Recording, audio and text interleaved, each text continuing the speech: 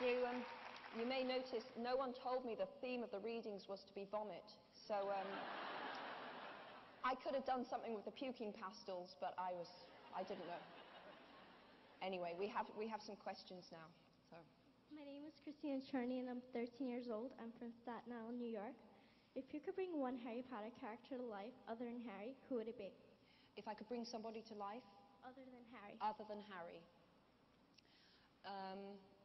Personally, although it's a really tricky one, Hagrid. If I could have anyone.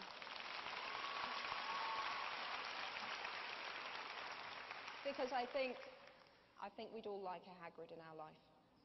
Liability though he often is. It would be really great if I met a fundamentalist Christian to say, would you like to discuss the matter with Hagrid?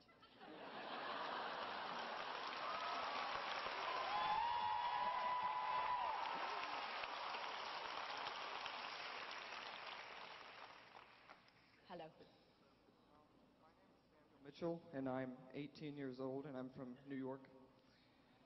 My question is, in Half-Blood Prince, Aunt Petunia is said to be oddly flushed when Dumbledore announces that Harry will be returning only once more to Privet Drive. Does this mean that Aunt Petunia harbors a hidden love or fondness for Harry and the connection he provides her to the wizarding world?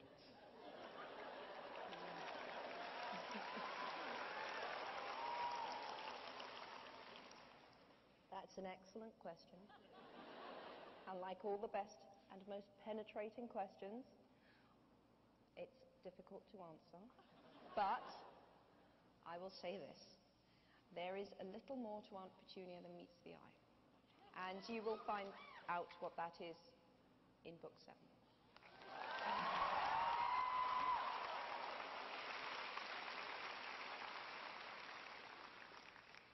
My name is Corey Meyer, and I'm 9 years old, and I'm from Bordentown, New Jersey. I absolutely love your books. Thank you. I'm not a big reader, but your books make me want to read, and that makes my mom happy. I love your books, too. In a recent interview, you hinted at two main characters dying and possibly Harry Potter, too. Perfect Dumbledore considered one of the main characters, or do we have the chance to see him in action once again?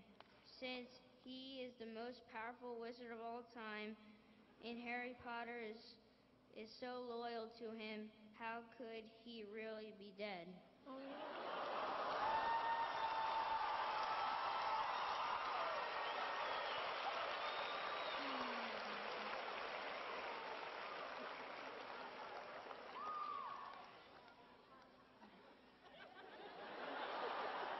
I feel terrible.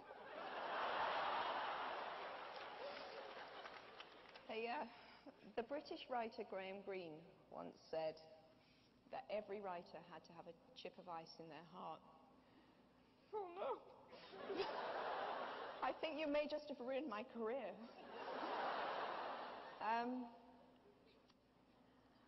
I really can't answer that question because the answer is in Book 7, but you shouldn't expect Dumbledore to do a Gandalf. Let me just put it that way. I'm sorry.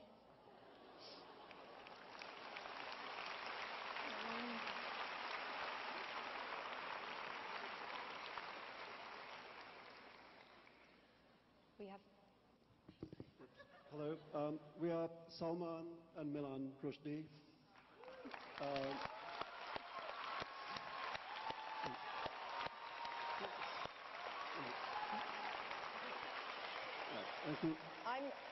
I'm not that sure this is fair.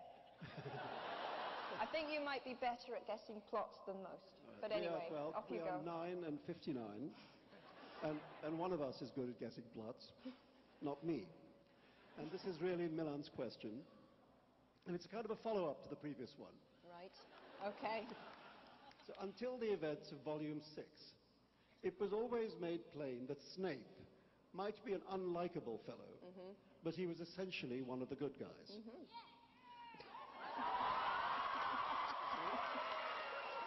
I can see this is the question you all really want answered. Dumbledore himself Dumbledore himself had always vouched for him.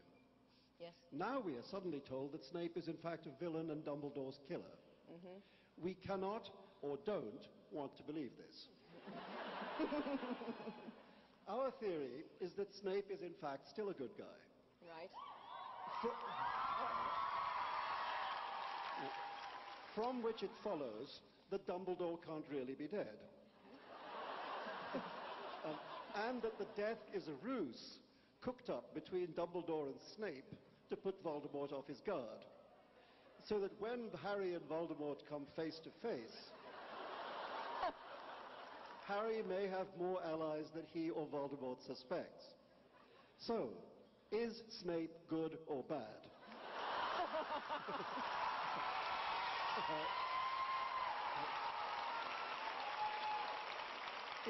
In our opinion, everything follows from it. Well, Salman, your opinion, I would say, is right. But I see that I need to be a little more explicit and say that Dumbledore is definitely dead.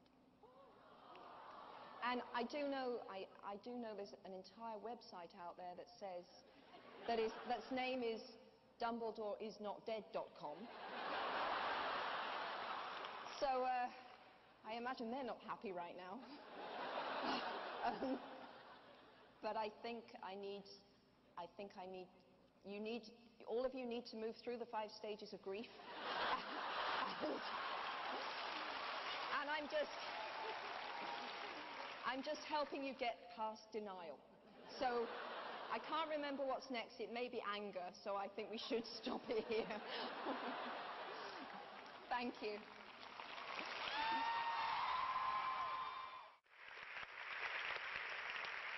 Our next question is from Exan Prey from Mountaintop, Pennsylvania, and it's for J.K. Rowling.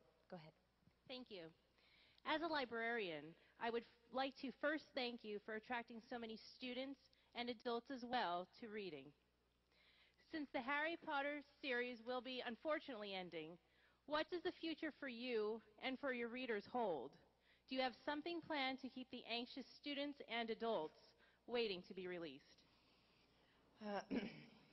I thought you were going to attack me for Madam Pince, and I would like to apologize to you and any other librarians present here today.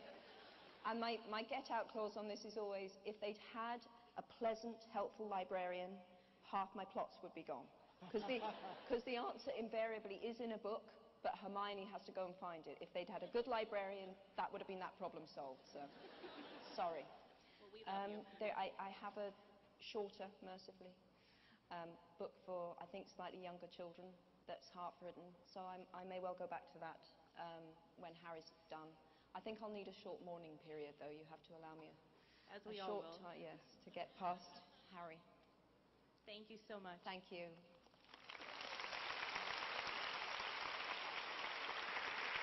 Our next question is from Martha Hoover. She's from Hermitage in Pennsylvania, and the question is for J.K. Rowling. Good evening. Thank you. It has been an honor. This evening, my question for you is, what is the one question your fans have never asked you and should have?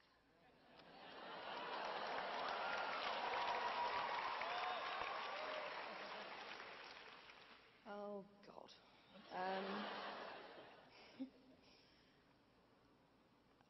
How can I answer that? I can think of a couple of things that give away the ending of book 7. And having got this far, having got 16 years down the line, I kind of feel that would throw it away, you know. For me, anyway, having put the effort in. I think that I've been asked excellent questions. It's just that the final book contains a couple of pieces of information that I don't think you could guess at. So I would, I'm sorry. You see, if people think that it's all so fixed in my head, it's not that obsessively plotted out. For example, this afternoon, I believe I changed my mind on the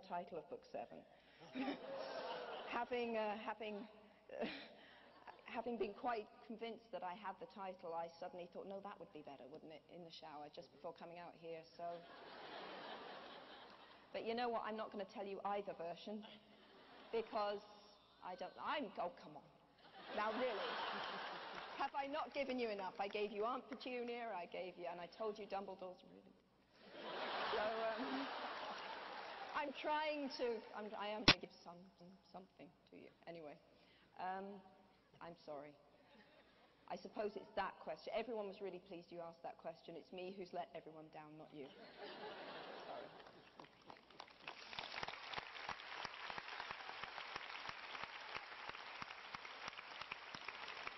I'm going to pose the final question to you, and I'd like all three of you to take a stab at it. You can do it in any order that you would like.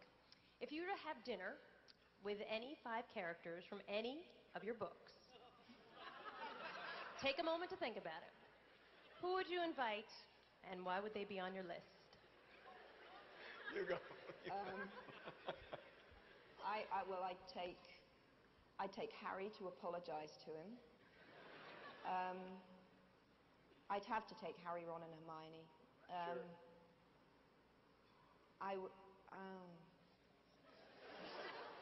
This is. So this is. See, I know who's actually dead already.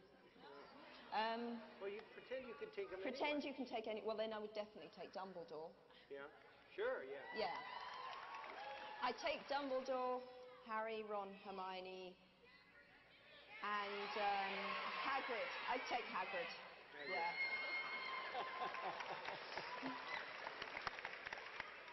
And Owen, because he wouldn't take up much space.